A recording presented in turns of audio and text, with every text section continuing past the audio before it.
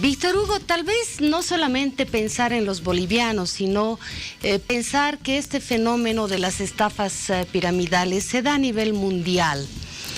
Sin duda, como no hay un sistema financiero perfecto, definitivamente las estafas piramidales han estado presentes en todos los países.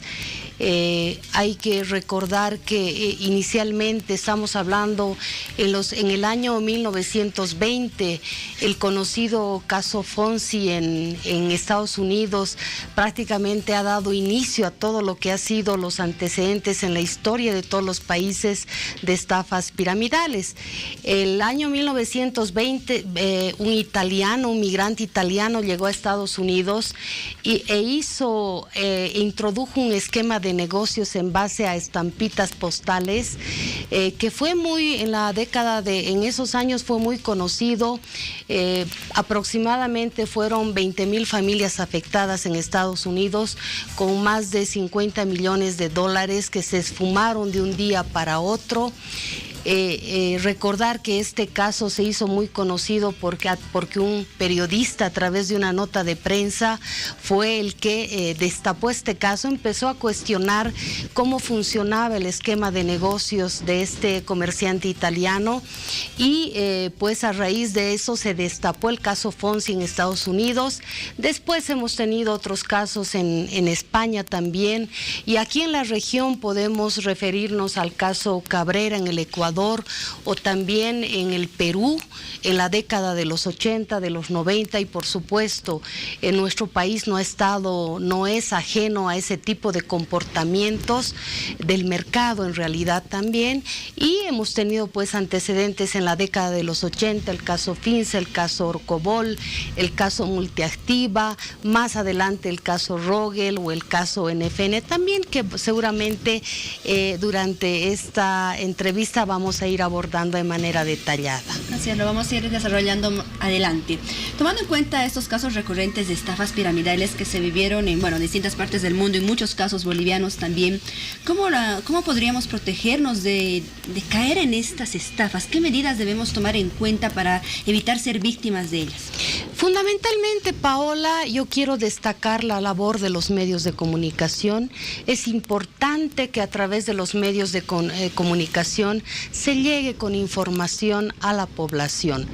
Es importante empezar a generar conciencia en el ciudadano de a pie para que nos ayude a identificar cuando empiezan a operar este tipo de mecanismos de negocio que son fraudulentos y que es muy difícil detectar al inicio de la estafa piramidal.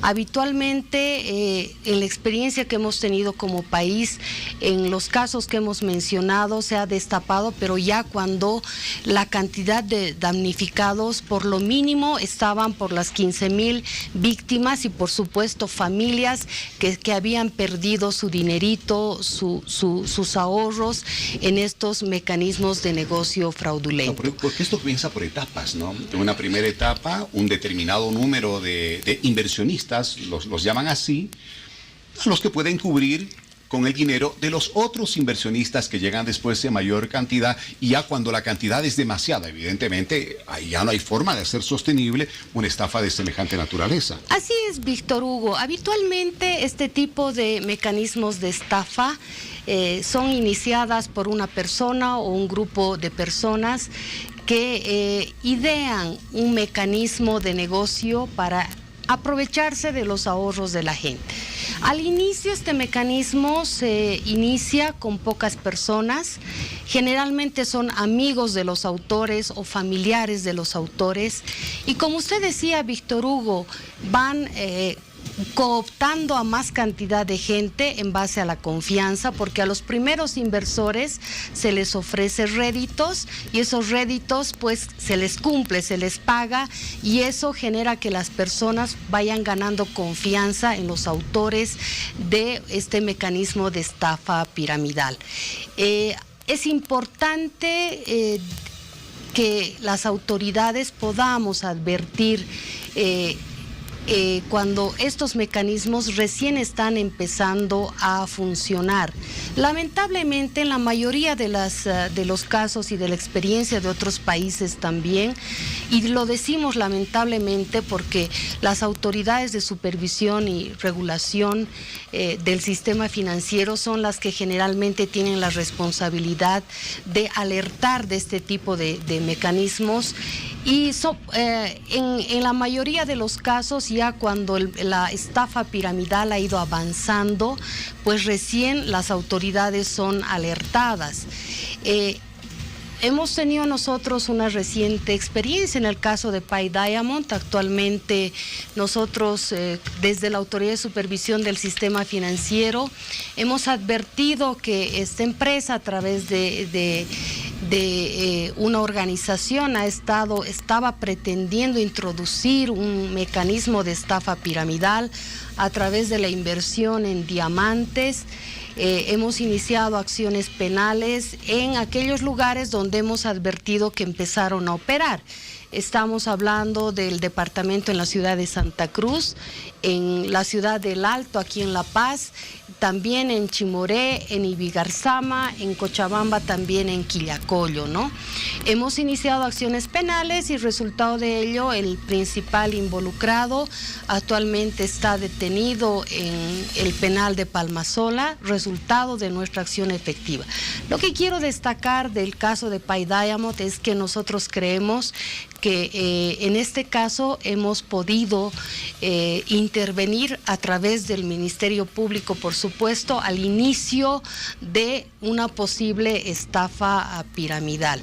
Lógicamente, esto ha meritado un trabajo desde la Autoridad de Supervisión bastante silencioso, porque hemos tenido que verificar, siguiendo los conductos regulares de Cancillería, siguiendo los conductos regulares de otras superintendencias, verificar si la inversión en diamantes que ofrece la empresa Pi Diamond en Hong Kong y en la China existen efectivamente, y hemos recibido comunicación formal en sentido de que no existe. Pues ante eso inmediatamente hemos accionado y el pasado mes pues ha sido detenido preventivamente en la cárcel de Palmasola el principal autor, que es un súbdito brasilero que precisamente escapando, de acuerdo a notas de prensa de la República del Brasil, pues habría escapado del Brasil hacia Bolivia, porque allá en el Brasil también pretendió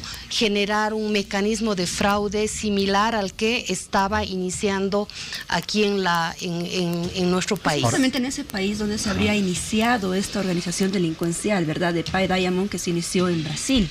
De acuerdo a información que nosotros hemos podido obtener a través de medios de prensa, hay un antecedente en el Brasil. Sin embargo, también hemos tomado conocimiento que en el Perú ha tomado acciones también mucho más antes. Entonces, lo que pasa es que este tipo de estafadores lo que hacen es ven en qué país se pueden asentar y existen las condiciones, y por supuesto en el Brasil, en el Perú, inmediatamente las autoridades han accionado, igual que lo hemos hecho en el país. Nosotros creemos, hasta ahora no hemos advertido que hayan, por lo menos en los procesos penales, hayan víctimas que se hayan apersonado, porque entendemos que el mecanismo recién estaba empezando. Claro, ellos comenzaron en 2016, ¿verdad?